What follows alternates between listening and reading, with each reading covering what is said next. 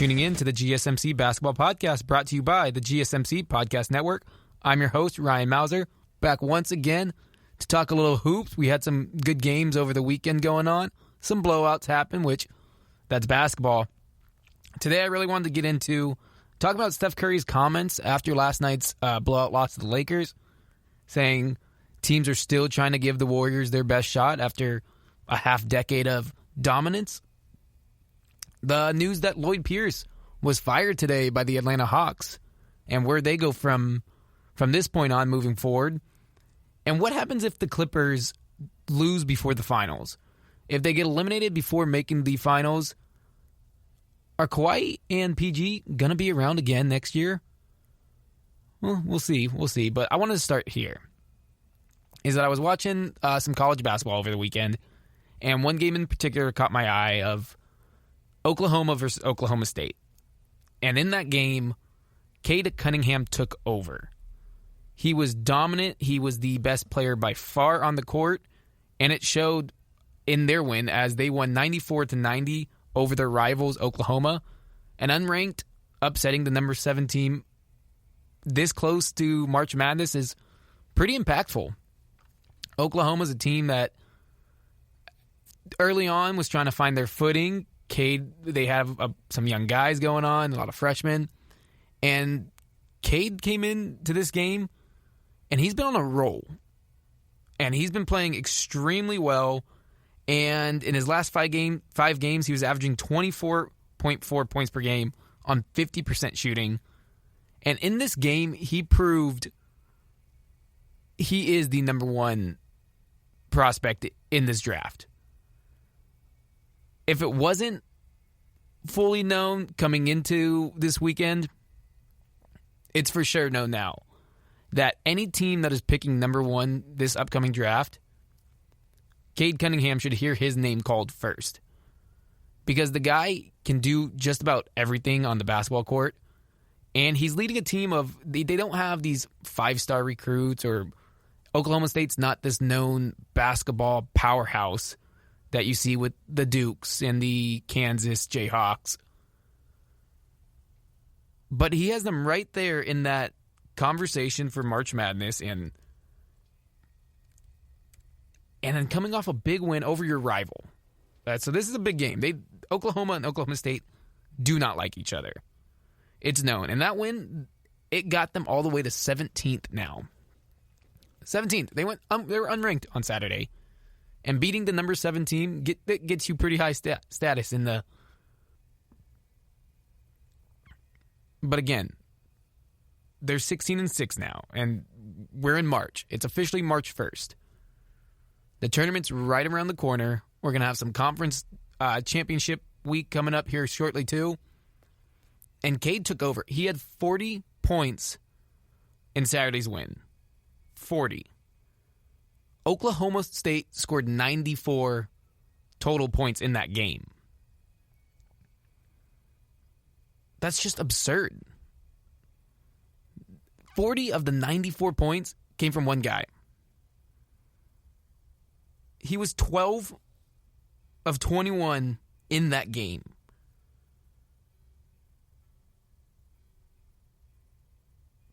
He was 13 of 14 from the free throw line. He took over. He established in that game he was the best player on the court, and that's what what allowed him to lead his team to victory. Is that he said, "There's no one on this court that is better than me right now, and I'm going to put my team on my back, and we're going to take over, and we're going to win this game because we don't like Oklahoma. We need a big resume win, which will help boost us." And that's what they did. And again, tonight, as I'm recording this, they'll play Oklahoma once again. And we'll see if he can duplicate that performance or if Oklahoma maybe figured something out on how to slow him down. But right now, you can't slow him down. Like I said, he's averaging 24.4 points per game in his last 5 games. Oklahoma State's 4-1 in those games. They've beaten Texas Tech, Iowa State, Kansas State, and they lost to Kansas. And then the Oklahoma win.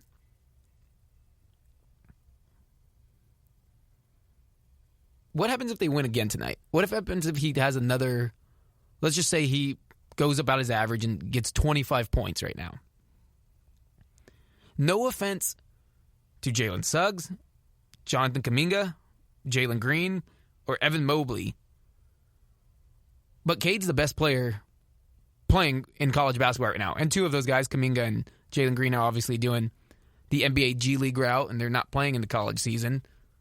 But, I mean, look at a guy like Jalen Suggs, who, great player, but he has really, really good players all around him on that team. Corey Kispert, Drew Timme, Joel Ayayi. I don't know if I'm pronouncing his name exactly correct. I apologize. But he has players around him. Oklahoma State, the only guy that's really known is Cade Cunningham. They have good players around them, and it's working for them. And obviously, they're now the 17th ranked team in the nation. But he's doing this without the same supporting cast as other guys. And this is the perfect time for him to really establish that he should be the number one pick. Because everyone's eyes turn to March Madness. It's one of the biggest things that goes on. It's one of the biggest crazes. I know every year around March, once the tournament happens, you got the 4 TV setups, you have the games going on from morning till night. That first weekend is one of the best nights that there is in sports. You got your brackets filled out. You got some bets on the line. You're just watching all these games. You're seeing teams. Maybe there's an upset. Maybe a 16 beats a 1. Rarely, but it can happen. You have the 15 versus 2s. And especially with last year, how when the tournament got canceled, that was a gut punch to everyone. It's one of those traditions of you just get so excited for March Madness. And there are guys who benefited from the fact that there was no tournament, probably, because there is that lasting impression that the tournament will put on people, GMs, owners, coaches, that's the last thing they saw. That's the last thing that was on tape. They got to watch that. So there's guys that benefited from maybe not struggling in the tournament. But there's also the guys who get hindered by it because, again, it's still a lasting impression. So if you have a great March, you ball out. Look at Kemba Walker. Balled out in the Big East run all the way to a national title. Everyone associated cardiac Kemba. And he came in with this aurora about him. Cade could do something similar right now. Granted, he's obviously getting touted out much better than Kemba was at the time, and I'm not comparing those two to each other. But if Cade comes in, let's say Oklahoma State makes it to an Elite 8 on his back, is there going to be any doubt that he's the number one prospect? Again, Jalen Suggs can do anything and everything and win a national title with Gonzaga. But the fact that he has at least 2 other guys who are nationally recognized as really, really, really good players, if not great players, it just automatically hurts his case that he's the best player in this draft. And then for the G League guys, there's a question mark of, okay, well, they're playing against grown men and some former NBA players. And it's all right. How are they performing? If they perform well, it's very, very beneficial. They're essentially playing in the league right now. They're getting to showcase their talents, and they're facing guys who are professionals, as opposed to someone that's having to go to class right now and take tests and not put their sole focus on basketball. And they're getting that coaching, that NBA level coaching right now. And I don't think that you can go wrong with anyone you select. But if you're the Timberwolves and you do keep your number 1 overall pick or your first round pick and it's within that top 3 and you're picking number 1, I think a roster of Cat, D'Lo, Cade, and Anthony Edwards is pretty enticing and would be very tough to pass up. He's 6'8", can pass the ball, rebound, shoot, ball handle. I mean, he's everything you would want. He has a better shot than Ben Simmons. Ben Simmons is a better passer, but that size is there. If you're the Cavs and you get the number 1 overall pick, you're gonna want to take him. You want to pair him with Colin Sexton, open up the lane for Sexton to go run all over the place, take some eyes off Darius Garland and hope he keeps developing his three-point shooting. You had LeBron one time. Let's get a guy that's 6'8" that can play make and shoot the ball. That sounds like a great idea. With DC, although the Wizards are now playing well, they probably won't be in this range. But like those teams that need the jump start to their franchise, the Detroit Pistons, who for years have been looking for a star player. You get him, you're getting eyes immediately. In Saturday's broadcast, it was on ESPN. Dick Vitale, longtime analyst, announcer, former coach, he said that he guaranteed Cade Cunningham would be an all-star by year 3. That is huge praise. That is huge praise. An all-star by year 3. And Coach V, Dickie V, he said, I guarantee it. How can you pass up that? How can you tell your fans, if you're one of these franchises, which is just watch him play, and it's different. Watch him play versus everyone. The confidence is there, the swagger, and the ability. It's not like it's this false confidence, and he's shooting a ton of shots and missing. He's having an efficient season. Last game out against Oklahoma, 12 of 21. Versus Texas Tech, 8 of 13. Versus Iowa State, 7 of 12. Then he had a 5 of 13 and a 7 of 18 before that. But you get the point. He's shooting 45% from the field this year. He's 43% from the 3 and 85% from the free throw line. The guy can do it all. And if you pass on him and you mess this up, how many times do we have to hear from the Timberwolves that they passed on Steph Curry? Could have had Steph. Guess what they took instead? Johnny Flynn and Ricky Rubio. This year they took Anthony Edwards number 1. And while it's way too early to assume anything, and he looks like a human highlight reel, probably has the dunk of the year against the Raptors.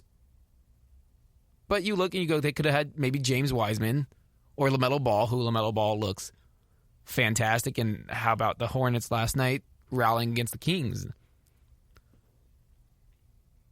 But if you're the Timberwolves, you can't mess that up. Because guess what?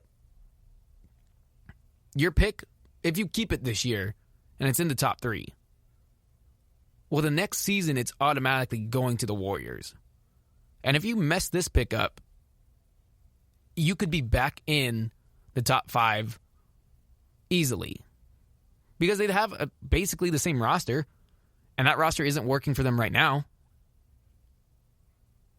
But if you get Cade, and you get a guy who's an all-star by year 3, in Dick Vitale's words, you're probably not going to be picking in the top 5. And the sting of losing that pick to the Warriors would hurt a lot less if it's, let's say, the 15th because you made the playoffs. Now, again, it's not official that the Wolves will be picking first, and it could be the Cavs, it could be the Pistons, it could be really a couple different teams. But you have a chance to draft the best player in the draft. And I don't want to say it's by a wide margin, but it seems like he is separating himself pretty strong. You can't miss this pickup. You can't mess it up. It's right there in your face telling you take Cade Cunningham. He's doing it time and time again when it matters the most. Late in the season, when it's crunch time. 40 points out of 94 team points. That tells me when you need a bucket, he can get you a bucket. And not to mention, in that game, he had a key block at the end. So he's giving you it on both sides, both ends. Playing defense, offense, playmaking. He is the best player in this draft class, and I don't think it's particularly close. Don't overthink it, teams. Cade is the number one prospect in this draft. Probably has been for this entire season, but especially as of late, it is just, he's growing and maturing right now. And I would not be surprised if Oklahoma State made a deep playoff or tournament run. Yeah, you need good teams. You need a good team overall to make a deep run. But also, if you have the best player and teams can't really stop him, that's a good recipe to have for a deep run. And the fact he's an 85% free throw shooter. The number one killer in the tournament is missed free throws. So many times you watch college basketball, you got the 1-on-1s. You miss that front end, it's essentially a turnover. Because you get no points out of it. The 1-on-1 is deadly, and he's an 85% free throw shooter. This season, at least. No offense to Mobley, Suggs, Green, or Kuminga. If I was one of these teams and I had the number one pick, I'm choosing Cade. And if they pass on him and he's there at number 2, wow. What happened with Kevin Durant? Greg Oden went number 1. Katie went number 2. We saw what happened. Unfortunate that Greg Oden had all the injuries he dealt with. But it worked out pretty well that Kevin Durant's one of the best players ever. Michael Jordan, taking number 3. You think the Blazers are disappointed that they took Sam Bowie over him? Yeah, I'd say so. Now, Hakeem Olajuwon was number 1, and obviously you would like to have Michael Jordan. But Olajuwon's a pretty good piece that you got. You think the Pistons regret not taking Carmelo Anthony, Dwayne Wade, Chris Bosh? Instead they took Darko Milicic. You can't mess this pick up. Too many times teams are messing up their first-round picks, their first overalls, their high draft picks, whatever it is. And it can come back to haunt you. As a franchise, you can be in the cellar for years because you passed up on that. Where would the Wolves be had they taken Steph? And yes, other teams passed on Steph as well. But the Timberwolves chose 2 point guards ahead of him. What would the Blazers franchise be had they taken KD?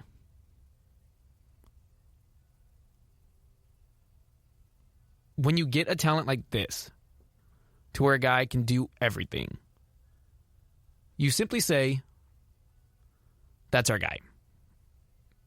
That's our guy. We're taking him.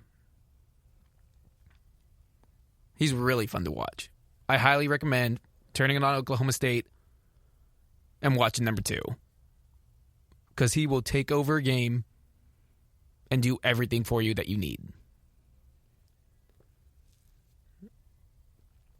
All right, I want to shift gears to the NBA. We're going to take a break. We'll come back. Steph Curry and the Warriors got blown out by the Lakers last night. And he had some interesting things to say, and I can't disagree with him. Made a lot of sense, and he's probably right. Teams are angry with the Warriors.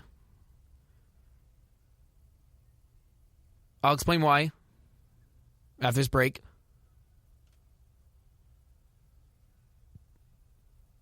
It's the GSMC Basketball Podcast, brought to you by the GSMC Podcast Network. We'll be right back.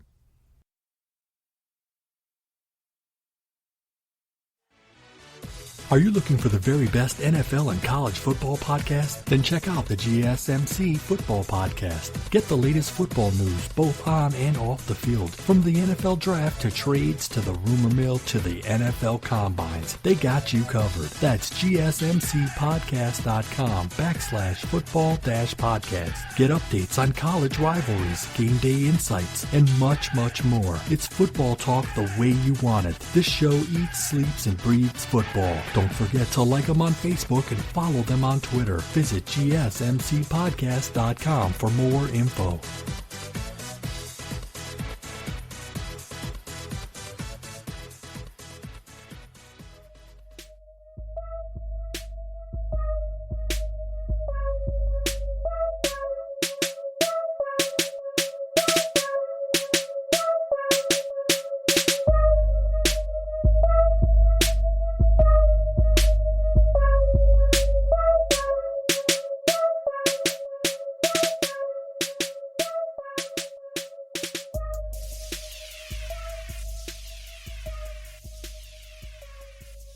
Alrighty, welcome back to the GSMC Basketball Podcast. It's brought to you by the GSMC Podcast Network.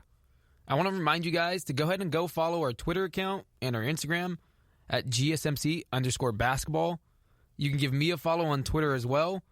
It's at Mr_Meowser.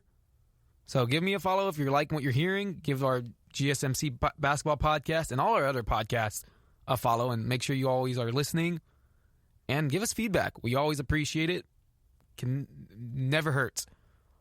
You can tell me I suck if you want to. It's all right. I can take it. So I talked about Cade and why I think he's going to be why he should be the number one pick in the upcoming draft. And keep watching him. He's so much fun to watch. Kid balls. We're going to shift gears to another person who is pretty good himself. And if there was a redraft, would easily be the number one overall pick. And that's Steph Curry. And last night, as I'm recording this on Monday, March 1st, happy March. Let's all hope it's continuously better than last March. But they lost to the Lakers in LA on the Sunday night showcase is what I guess you'll call it. 117-91. Yikes. It was a rough game. From the jump, the Lakers scored 41 points in the game. It was never really a contest. It was a blowout from start to finish.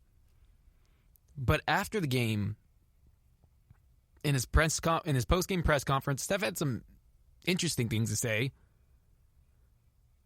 He talked about that at halftime, Draymond Green, who got hurt in the game and didn't return, I think partially didn't return because you want to be cautious about the ankle, and there's no need to have him rush out there in a game on a Sunday in the first half of the season.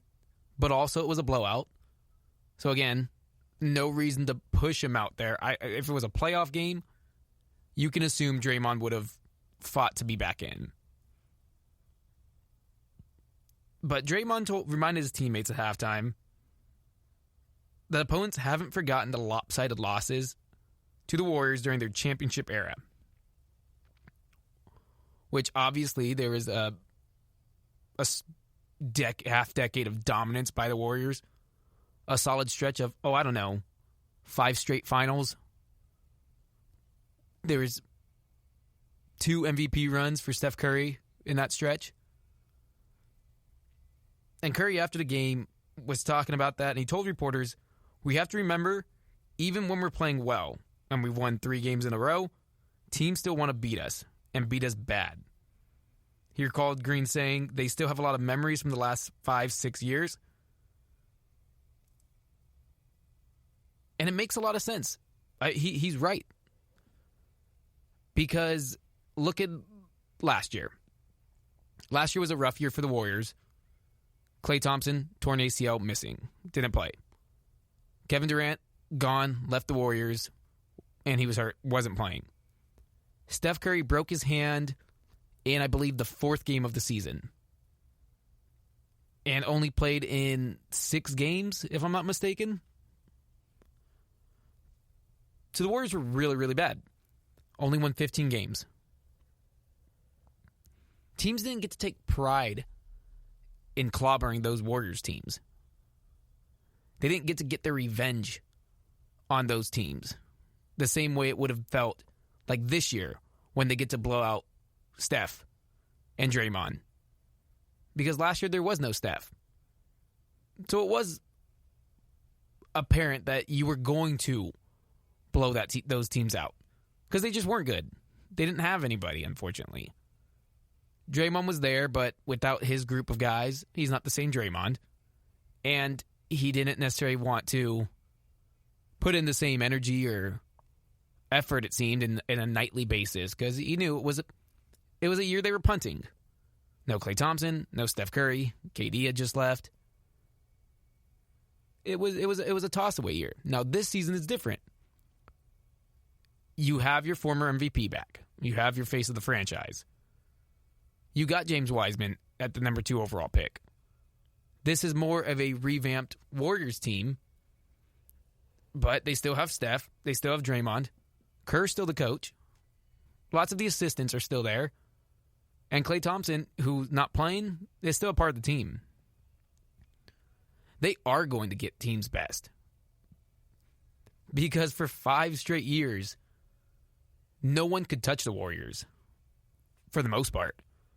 You had the Cavs winning a championship against them, and you had the Raptors, who won it, but if KD doesn't get hurt and leave, do they?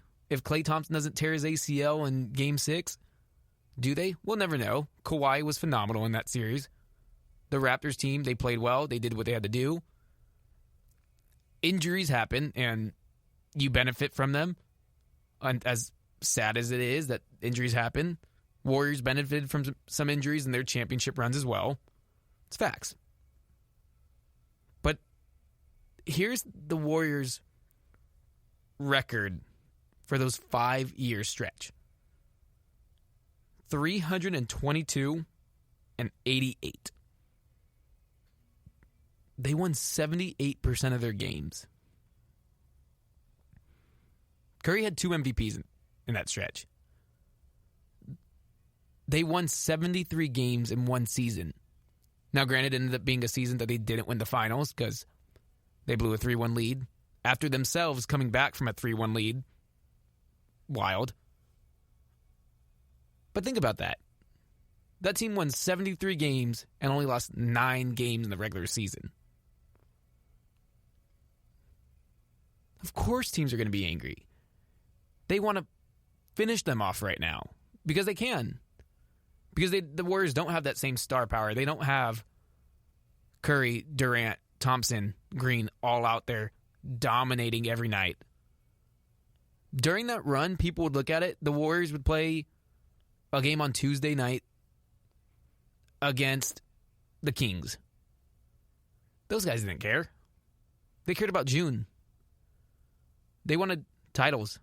A meaningless game on a Tuesday night was probably tough for them to get up for the most part. Now it's the Warriors are on the other end. They have to get up for every game because every game to them matters. Every game is important. And so they are going to get teams best because teams want to punish them. They want to punish Steph. They want to punish Kerr and Draymond. They want to show them what it felt like for those 5 years of getting pummeled into the ground. This is what it's like. You think LeBron took a little bit of joy in manhandling the Warriors last night? They faced each other in 4 straight finals. Warriors bested them 3 out of 4. They beat them on MLK Day. The Warriors came back on the Lakers. Think the Lakers were sleeping on them just a little bit in that game? Yeah, they weren't going to let that happen this last night.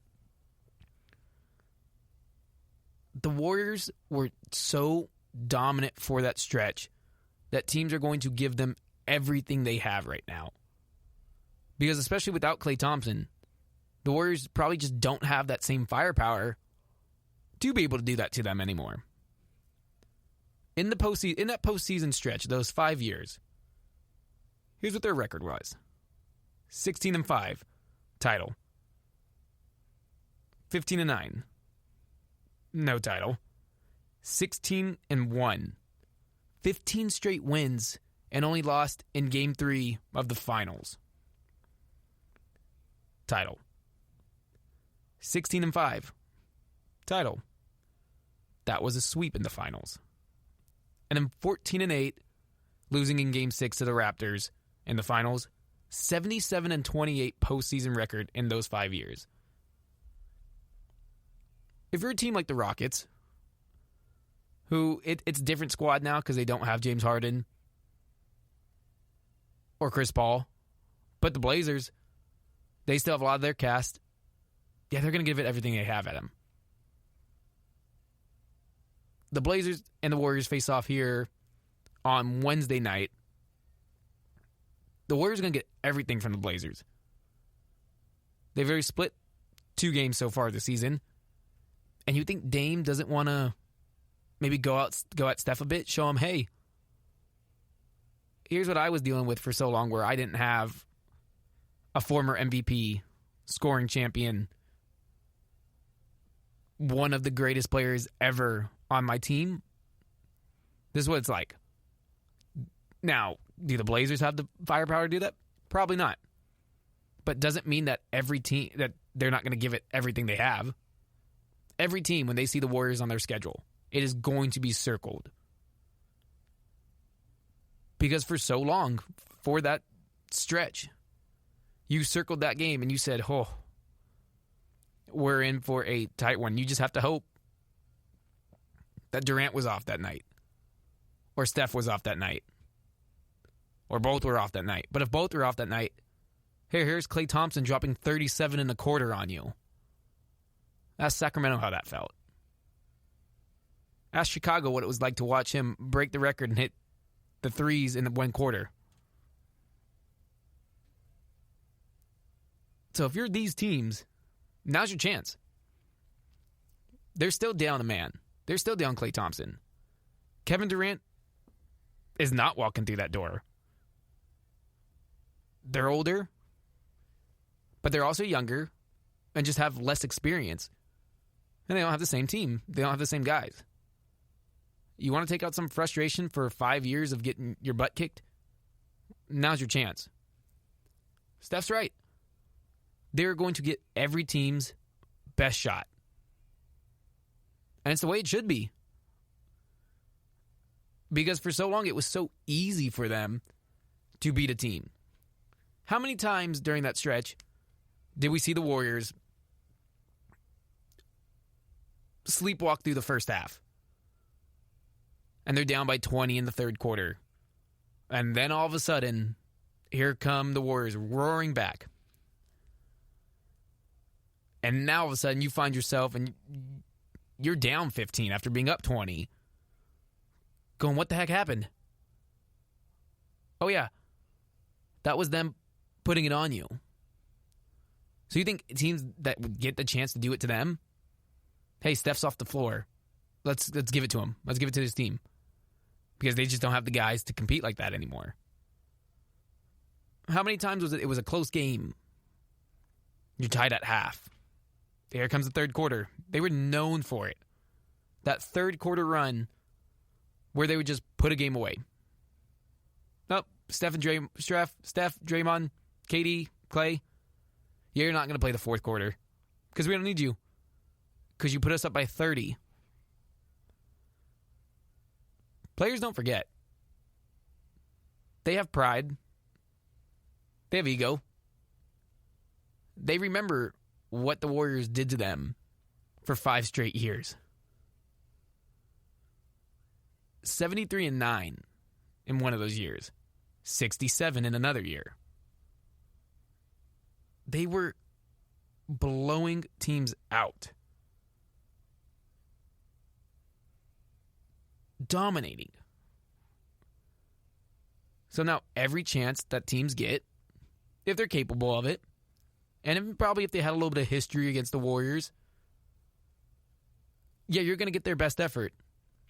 You think James Harden felt bad when Brooklyn came into Chase Center and dominated the Warriors? Of course not. This is what he wanted to do. The Rockets were the only team that truly pushed the Warriors during that stretch. They were the ones who challenged them the furthest, besides LeBron and the Cavs, beating them pre-KD. Post with KD, it was really only the Rockets, because the Raptors didn't have to face the KD Warriors, really. And Klay Thompson got hurt in Game 6. But the Rockets were the one team that challenged them. And so James Harden, every time he gets against the Warriors, you better believe he's going to give it all he has and try to put it on them. Damian Lillard, yeah. He wants to prove something. He wants to show he's it. Another thing about Damian Lillard is he's from Oakland. He feels the Warriors, that's his team. That was his team growing up. But who's looked at as the greatest player ever in Warriors history? Probably Steph Curry. He's taken Dame's team. You think anytime Dame wants to match up with the Warriors, you had to face Steph and KD and Klay Thompson. Yeah, you weren't going to dominate them. Now's your chance. You can give it to him. It's like when you get the bully. And growing up, you're just getting pounded on by the bully. Then you get older. You get a little bit bigger, stronger. You can take it to the bully. The Warriors were the bully for a long time. Steph Curry and the Warriors changed the game of basketball. It's now a 3-point centric league. Now, no one's going to be able to shoot like them. But these teams are going to try. They're going to put up a ton of threes. I mean, we're seeing it. How many threes go up a game? Teams are making 23s. Shooting 50. And when they see the Warriors on the schedule, when it comes around, as soon as that ball's tipped up, it's go time. It's time for some payback. Because there is a long stretch that the Warriors were doing it and laughing at in your face. It was easy for them. Now, will the same thing happen next year when Klay Thompson comes back? Yeah, teams are going to try to give it to him. Will they be able to? It depends on how healthy Klay's leg is. How's the knee? How's the Achilles? And it'll never be the same Warriors team. Guys are gone. KD's not coming back. But now that you have a chance, now that you can give it to him, don't you think there's going to be teams that want to face the Warriors in the playoffs if they're good enough? That they want the Warriors to eliminate them. To just show them this is how it felt. And it can be said that it's not the same. That's not the same team. That's not the same Warriors team. They don't have KD. They don't have Klay. They still have Steph. Still have Draymond. Still have Kerr. And they still have those jerseys.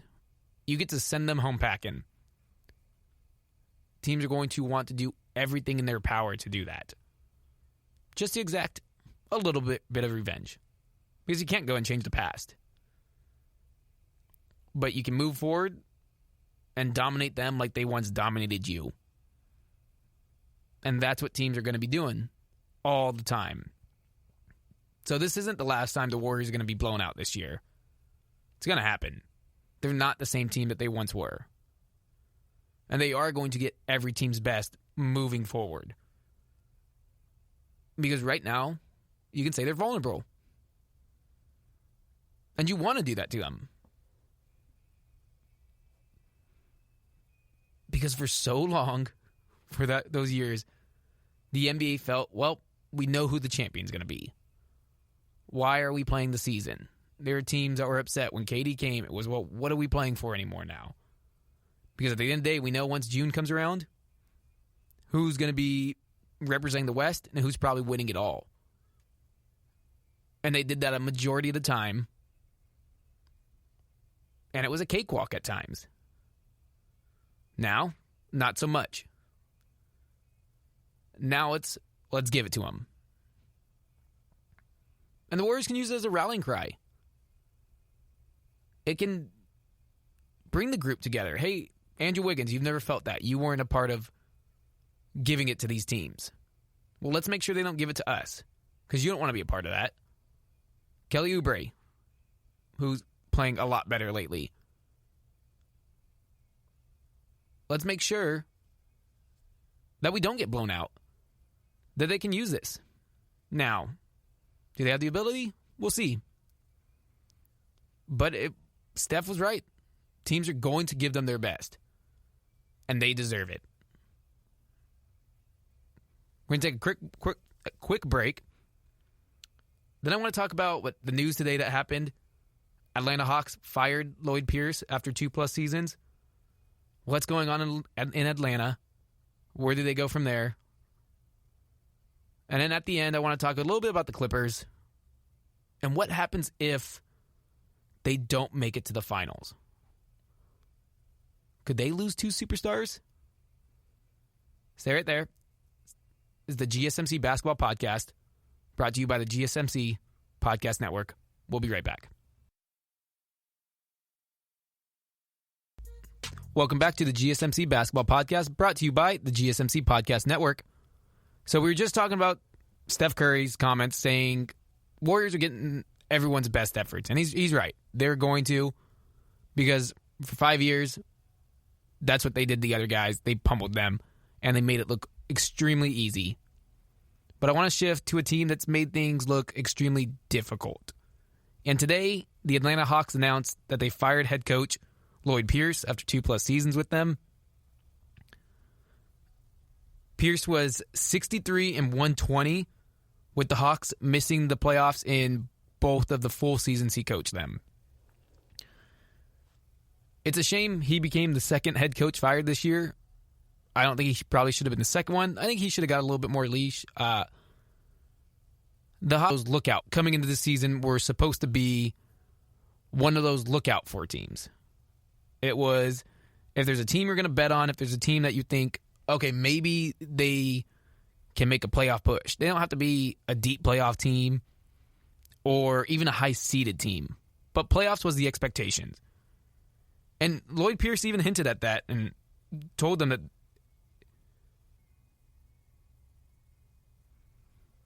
that it was time to win. And the Hawks, who, after last night's loss to the Heat, sit 14-20 and are 11th in the Eastern Conference. To make matters worse, it was the Hawks' 11th loss after holding a fourth quarter lead. So they were in games. They had chances to win, and they weren't coming through. They weren't getting the job done. They weren't finishing up for whatever reason. And so Lloyd Pierce is the guy that's booted, and Nate McMillan will take over. And Nate McMillan, longtime head coach, was on the Hawks staff this year after he was fired from Indiana last season. So he'll take over and hopefully kind of figure some things out for the Hawks. They do have a lot of time to figure it out. And again, they sit 11th in the Eastern Conference, not where you want to be, but with how bad the East is, yeah, you can still find your way into that play-in tournament and be right there with it. But what has gone on with the Hawks this year? Why are they so bad? Because like I was saying, this is a team that coming into it was okay, that's a team you don't want to get matched up with, or have that look that, okay, that's a team you don't want to get matched up with. Or have that look that, okay, that's a team you don't want to get matched up with. Even if they were a 7th seed or a 6th seed, it was, this is a team that can be dangerous. And the offseason proved it. That they were players. Danilo Gallinari, they brought him. That they were players. Danilo Gallinari, they brought him in. Rajon Rondo. They had Clint Capella back. So this was a team that you looked at and went, They spent big. They brought in some veteran talent. They're supposed to be, okay, well now this is Trae Young's third season. John Collins is still there. He should be ascending upwards because he's looking at a contract here shortly. And they had last year's 4th overall pick in Deandre Hunter in his second season. Why are they 14-20? Why are they 14-20? I think the biggest thing is injuries. Injuries have held this team back. I mentioned the big contract Bogdanovich signed this offseason. He's only played in 9 games. He fractured his knee. When your big free agent signing plays in 9 games out of 34, it's kind of hard to imagine that you're going to be a winning team or have a lot of wins. Because he was supposed to be a key piece to a playoff team. And now, yes, guys, you need them to step up. You go, okay, well, next man up mentality. But for a young team that doesn't have the talent to overcome injuries or obstacles, they were bound to struggle. Deandre Hunter, their 4th pick last year. He's played in 18 games. So again, it goes back to the fact that some guys who were supposed to be key contributors are hurt, not playing, can't. They're not healthy. So again, it's tough for Lloyd Pierce because you look at this team and you go, they have a lot of talent, or they could have a lot of talent. You have Trae Young, who is a great playmaker, gets a lot of people involved, and can shoot the three, obviously.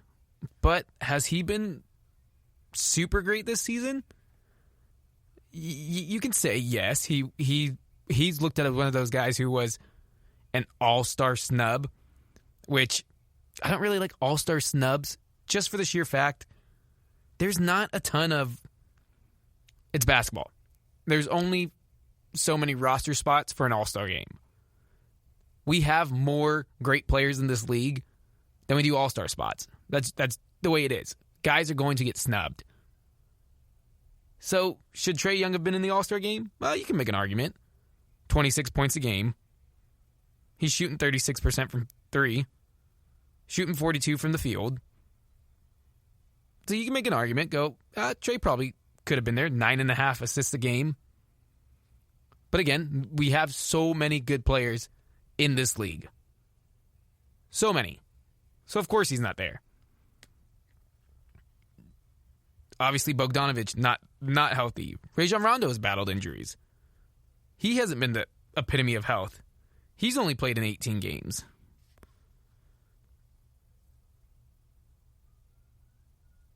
Kevin Huerter, you're expecting a lot from him. This was a guy, when they drafted him, their eyes were, Travis Schlenk comes from the Warriors background. It was, let's recreate Warriors East. People like to call them Warriors East. You got Trae Young, who has Steph Curry range. Kevin Huerter, sniper. Pair those two together, there you go, you're set. Yeah, Huerter's only averaging 11.9 points a game. That's not giving you enough. Obviously, he's not the defensive player that Klay Thompson ever was. So this whole Warriors East trying to recreate it, it's not working. It hasn't worked. John Collins, 18 points a game, that's nice.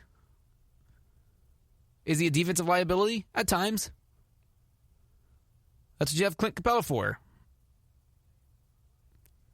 Has that worked out? Does he fit? I don't know. I could see him being moved maybe at the deadline.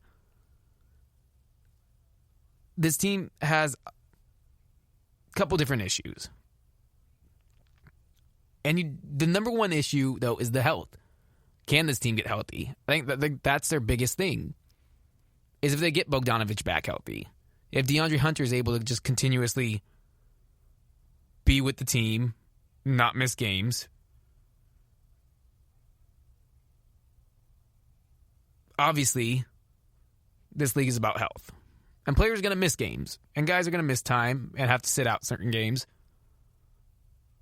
But if you're missing key contributors, guys that you penciled in the offseason, this is going to be taking us over the top. This is what we needed to be a playoff team. And he's missed more than half the games. I mean, what do you expect a head coach to do?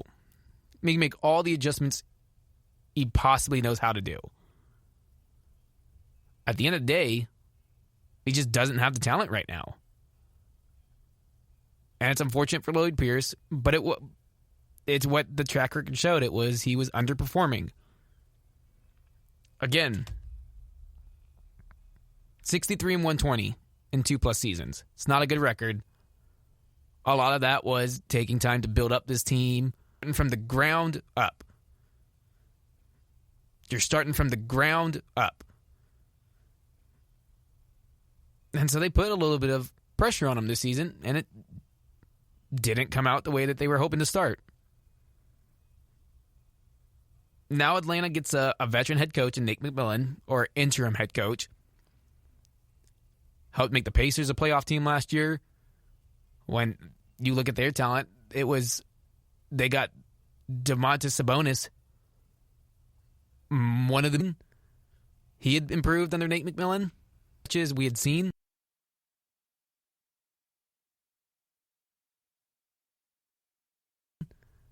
He had improved under Nate McMillan. So you look at that team and you saw what they did, and you hope Nate comes in, unlocks something in Trey.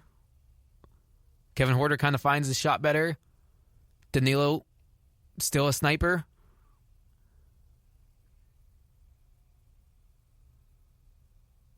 The East is really bad.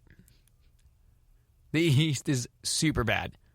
So the Hawks are not out of it whatsoever.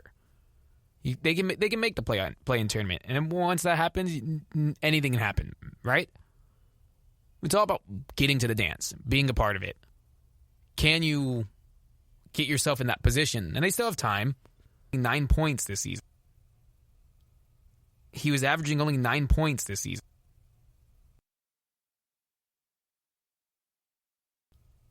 He was averaging only 9 points this season before he got hurt. And again, it was 9 games on a new team, and he was still trying to figure out his role. But now you're going to have to incorporate him into this different things, throw some different lineups together, see what works, do some different things, throw some different lineups together, see what works. And again, they still have time. But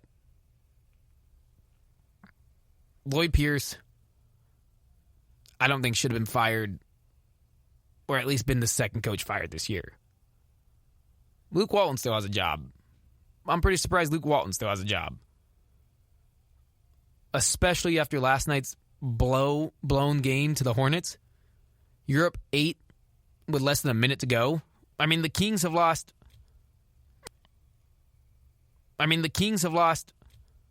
10 of their last 11 games.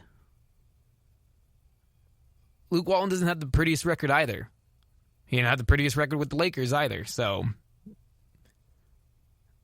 I mean, that's surprising. They haven't had nearly the same injuries as the Hawks. And I get different timelines, different paths for each team, and it's going to happen that one team feels, all right, well, we got to move off this coach. And another says, no, this coach needs more time. I just thought, maybe Walton was Pierce. And you could say he was given a raw deal by Pierce. And you could say he was given a raw deal by, it was his job to bring up these young guys. And they were a really, really young team especially until this year when they added some veterans. But he did not meet the expectations that the team had for him. And in that sense, they move off of him. And they'll find another spot. He'll be distant somewhere, probably down the line, get another head coaching job. But you look at Atlanta, and when was Atlanta's last good season? it was something I referenced on last week's pod.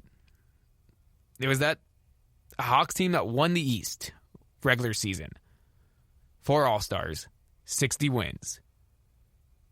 And then, what happened to them?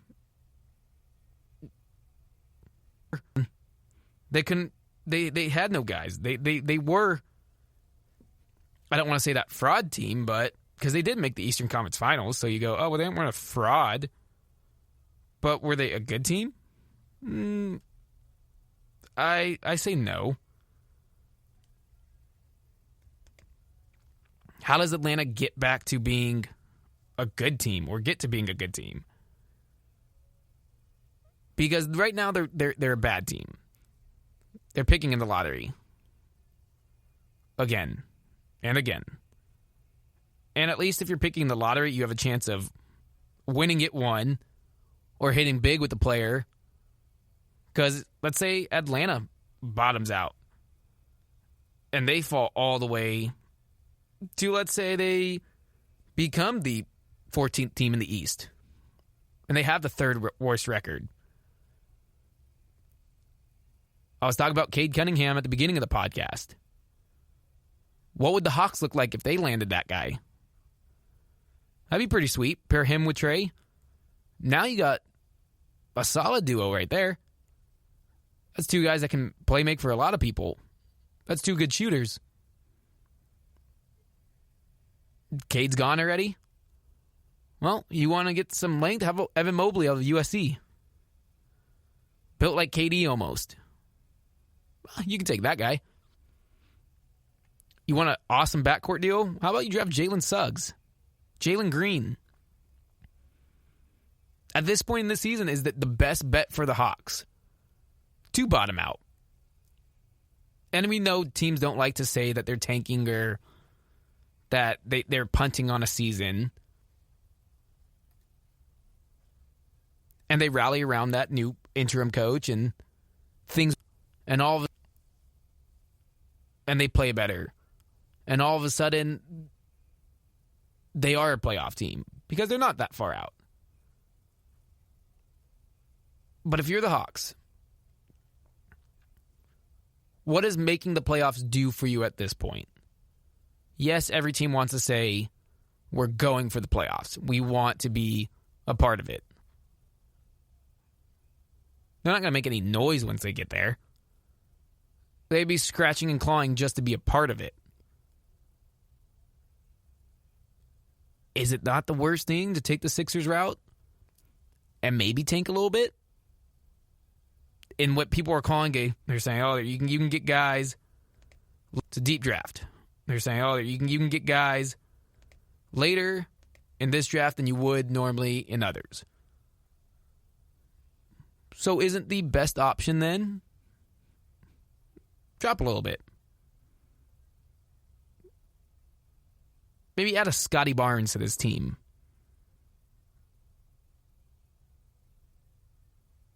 Could you get a Zaire Williams?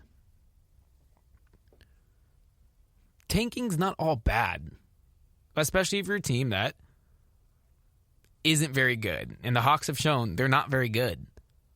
Now, they're better than a lot of teams, sure. But you just fired your coach. Is Nate McMillan going to be the guy moving forward?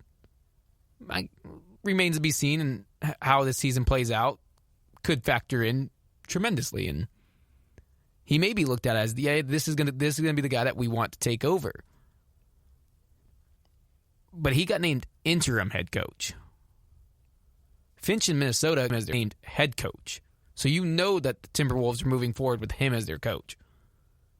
So it's time for him to figure out what's best for the team and organization and moving forward.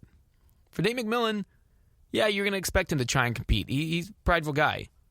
He wants to win. And winning only does good for him. Tanking for a team that you might not be the head coach for, I get it. It might not make a lot of sense.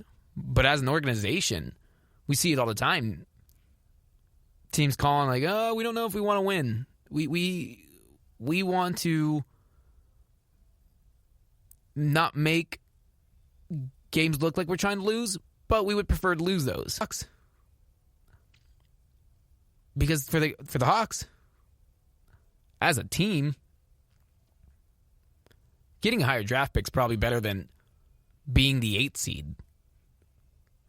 For Travis Schlenk, probably not, so he's going to push them. But I look at this Hawks team and go, you might want to lose and get Trey a young star.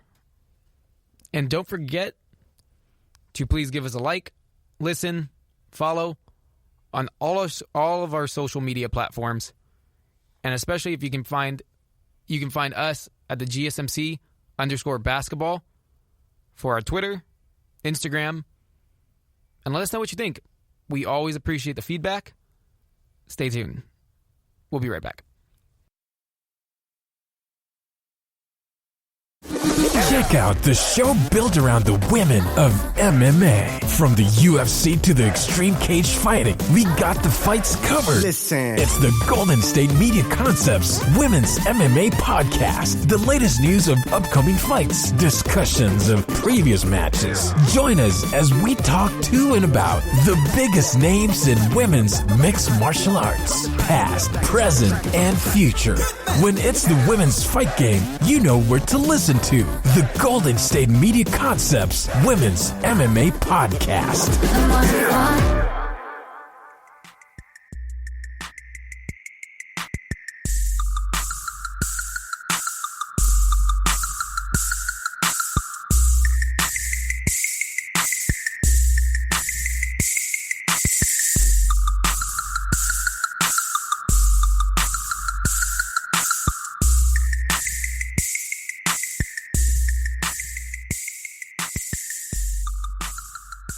Alrighty, welcome back to the GSMC Basketball Podcast, brought to you by the GSMC Podcast Network.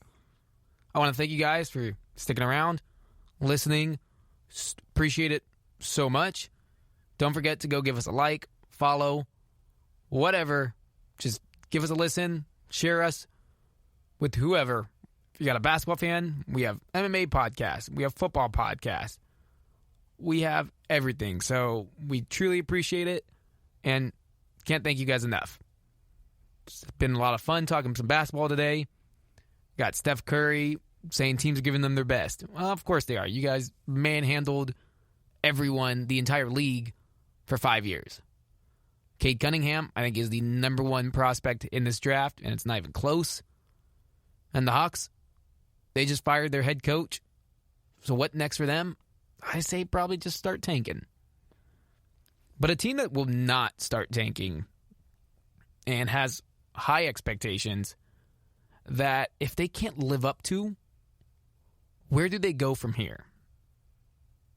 I'm talking about the Los Angeles Clippers. And yesterday I was watching their game versus the Bucks, to which the Bucks beat them 105-100. And it was a weird game for the Clippers. Because early on, they couldn't hit very many shots. The first quarter, they struggled from three. Ibaka and Pat Bev had a really bad first half. Combined, I believe it was 1 of 8. And Paul George was kind of not necessarily himself that entire game. He really struggled in the second half. And it got me thinking, what happens if the Clippers don't win the West? What if they don't make the finals? Let alone win the finals. What happens if they don't make it there? Because last year, this team was looked at as the favorites from most people. They were looked at as the favorite to win the title. And obviously, a lot of things happened last year. They went to the bubble, coronavirus, league getting shut down, all of it. So it was a crazy year. But even before the craziness happened, it seemed like that team had issues heading into it. And there was articles on The Athletic talking about Patrick Beverley and Montrezl Harrell and Lou Williams not necessarily loving Paul George and his role on the team. Kawhi taking his time to get to practice, being late, coming from San Diego to practice, and kind of making the team go at his pace. And Doc Rivers got fired, and they promoted Ty Lue from assistant to head coach. And so you're looking at this team, and it's a different team than last year. There is no more Harrell. He's on the Lakers. Lou Will and Pat Bev are back. They brought in Nicholas Batum, Luke Kennard, Zubac is back, and Morris Sr.'s back. And obviously, Kawhi and PG are still here for now. Because I say for now, because they do have their option out. They can option out. And if this team fails to, I won't even say win the title, because that's a tall ask from any team. You can be the favorites all you want. Only one team's going to win the title. But if they can't make it to the finals this year, does one or both of them leave? Would they leave after only 2 seasons? Kawhi's been known to move around a bit. He has to leave the Spurs. Went to Toronto, won the championship. Was at the top of the world in NBA circles. He might be on trajectory to be one of the greatest, and Kawhi is a phenomenal player. And yeah, he has defensive player of the year, finals MVP, 2 of them, 2 finals. He was looked at as he's a great player. And it was bringing all that to the Clippers. And can he turn around that franchise? If he comes to when he came to the Clippers, well, can he be the first guy to win 3 finals MVPs with 3 separate teams? Bring 3 titles, bring a title to the Clippers, who their history do not have that? Then last year happened and didn't. And he had his sidekick as Paul George, who he handpicked. Told the Clippers, if you want me to come, go get me Paul George. So the Clippers offloaded draft capital, players, to bring in Paul George, to pair him with Kawhi Leonard. And that team that they had, the scrappy Pat Bev, Montrezl Harrell, Lou Williams, that pushed the Warriors 6 games. But they were the underdogs. Now they were the big dogs. And they barked. And they thought they were the tough guys and the team to beat. But they were coasting. And they sat guys out. And they kind of played when they wanted to play. And in the end, it came back to haunt them. And it bit them in the butt. Because they blew a 3-1 lead to the Nuggets. They didn't even make it to the conference finals to face the Lakers. And all the stories came out about the issues that players had with each other. And Doc Rivers was fired. And it was a whole big thing. And so you thought, okay, what's going on with this team this year? And they're 3rd in the West. So they're playing relatively well. They're not, by any means, a bad team. They're 24-12. But at times you just look at them and it almost seems, and you don't necessarily have to like each other to play well. You can question if the time Durant was with the Warriors, did he like Draymond Green? You can question, did Kyrie and LeBron like each other? They won a title. It worked out. You can win a title without liking someone. But you want that bond for a great team. And it just seems like this Clippers team, they don't like each other. It's kind of tough to come back from after all those stories get reported and players having issues with Paul George and thinking he's better than them. And Paul George is a really, really good player. I don't think he's a great player. We've seen him shrink in big moments and not be able to come through in the clutch. And the opposite is normally said for Kawhi. He's a guy, he's been a finals MVP twice. He's won the title. He knows what it's like. He knows what it's like to lead a team to victory. But in that Clippers Nuggets series last season, you saw those guys fade. Kawhi and Paul George were nowhere to be found in that Game 7. It was a blowout by the Nuggets. That 3-1 stain is embarrassing. And it still seems, even though they got rid of Harrell, and they got rid of Doc Rivers, and that they brought in some different pieces, and they're not the same team, it still feels like there's a little bit of that stench of 3-1 on them.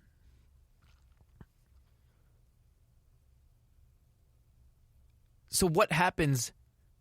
And they don't have to blow another 3-1 lead. I don't think they'll blow another 3-1 lead if they get into that position in the playoffs. But for a team that last year was looked at as, you guys are the finals favorites, you have two of the best players, they have this. And then it all crumbled before them. What happens if they don't win it this year? Paul George, is he going to go to his fourth team? Is he going to option out? He's an LA kid. But could he go look somewhere else? Go try and be a number 3 somewhere? Because as a number 1 with the Pacers, he got them to the Eastern Conference Finals. And they ran into the LeBron-led Heat and couldn't get through there. Then, as you could say, a 1A, 1B with Westbrook in OKC. They couldn't get over the hump, and Dame Lillard hit a miraculous deep 3 and waved him goodbye.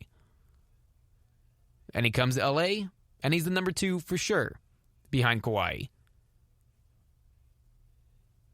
And he shrinks in the playoffs, gets nicknamed Pandemic P, and is at home watching the finals. Could he go? Would he be better off leaving and going to be a number 3? Because if he's your number 3, he's a great number 3. I don't know if you can think of many other guys that would be the third option at his level. But there'd be a lot less pressure. He wouldn't be looked at as needing to save anybody late in the shot clock, late in the game. He'd be the third option. For Kawhi, would Kawhi go, it was fun being in LA, but this isn't what I signed up for. This isn't how I thought it would go. I'm good enough. I can go just about anywhere and be a title favorite, or at least a title contender. We saw what he did with Toronto, and Toronto without him have struggled a bit, and they're finding their footing this season.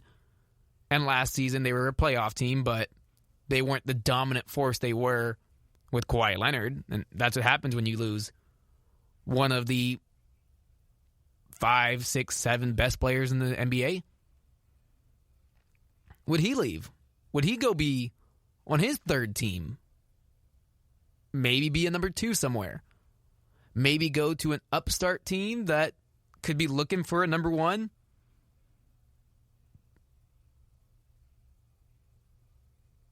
A lot seems to be riding on this season for the Clippers.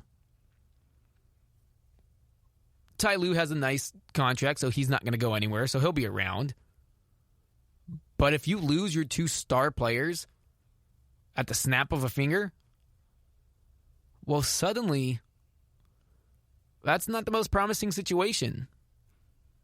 Because they did unload almost all of their draft capital to bring in Paul George. And the Thunder are sitting there pretty nice and pretty, going, thanks for Shea. He's a great player. We like him. He's young. He's athletic and really, really talented. And we control your draft for the next few years. So if Kawhi and decide they don't want to be on the Clippers anymore,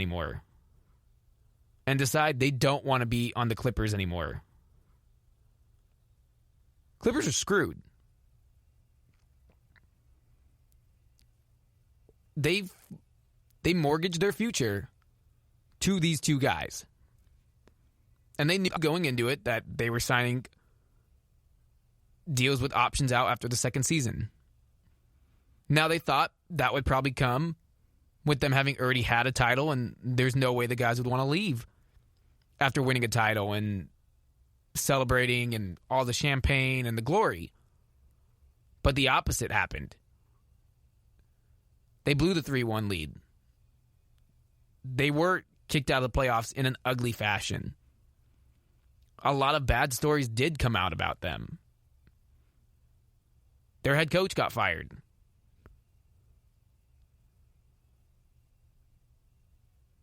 Wouldn't it make sense for them to leave after this? To go start fresh somewhere else? To get away from all that noise that is following them around right now?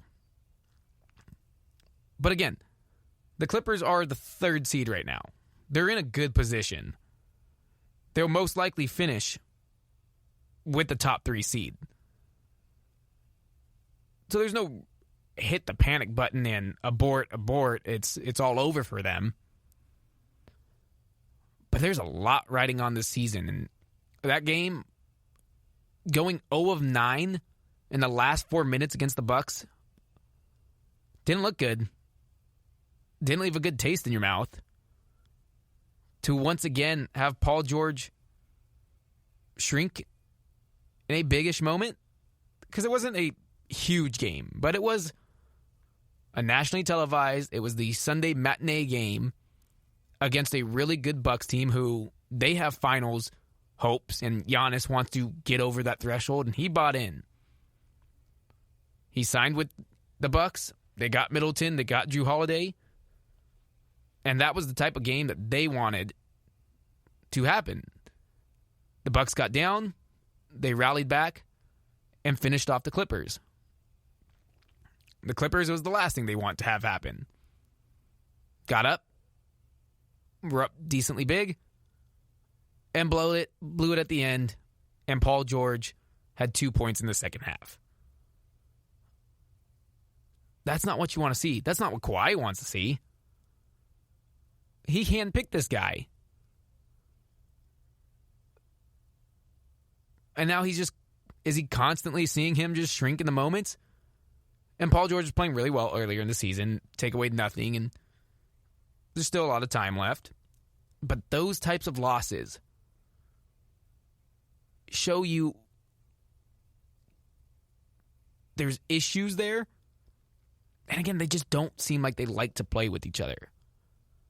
There's no sense of flow for that team. It's the same kind of thing that happened last year. They showed up, and it was almost as if they had already won a lot. When really, there's only one guy on that team who has won. That's Kawhi. Everyone else has not been there. So what are you guys not in a hurry for? You need to build those bonds together. Put in the work, put in the time. Find your guys' footing. Know exactly, okay, Kawhi's the closer at this moment. He's the guy. Paul George, maybe he takes a step back and goes, you know what? In the final minute, Lou Will has the bump over me. Because I am better suited to be the number 3 option. Sunday's game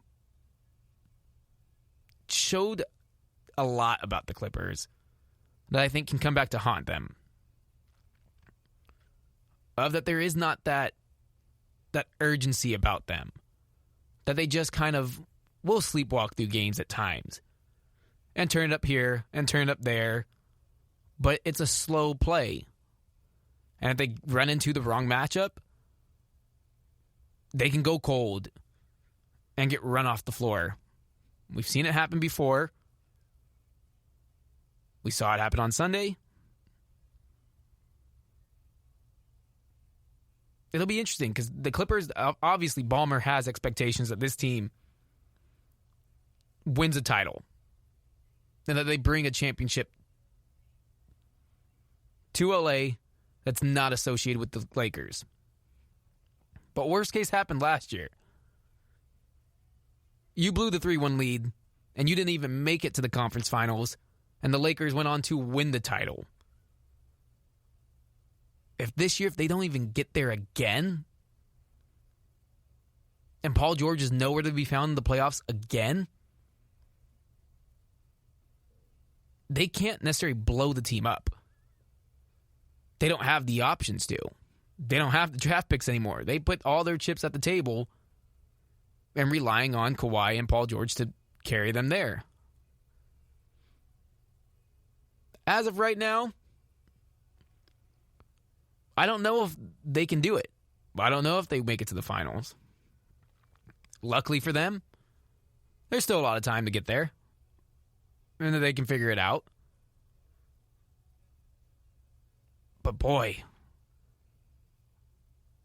there's going to be a lot of pressure on the Clippers to make noise when it matters.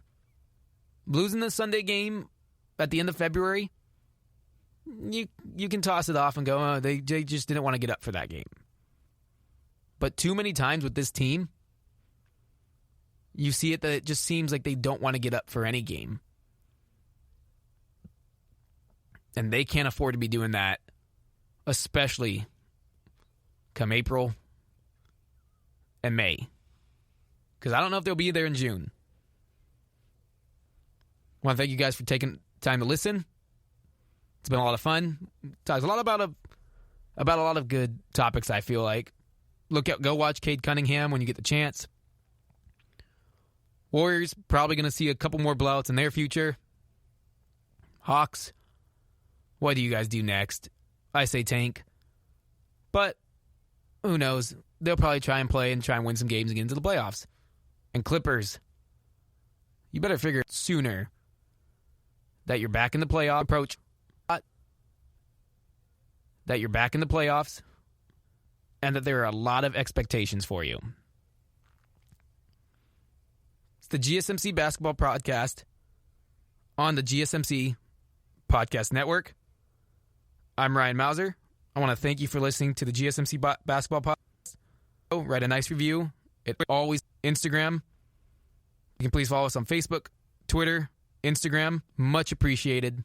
You've been listening to the Golden State Media Concepts Basketball Podcast, part of the Golden State Media Concepts Podcast Network. You can find this show and others like it at www.gsmcpodcast.com. Download our podcast on iTunes, Stitcher, SoundCloud, and Google Play. Just type in GSMC to find all the shows from the Golden State Media Concepts Podcast Network, from movies to music, from sports to entertainment, and even weird news. You can also follow us on Twitter and on Facebook. Thank you, and we hope you have enjoyed today's program.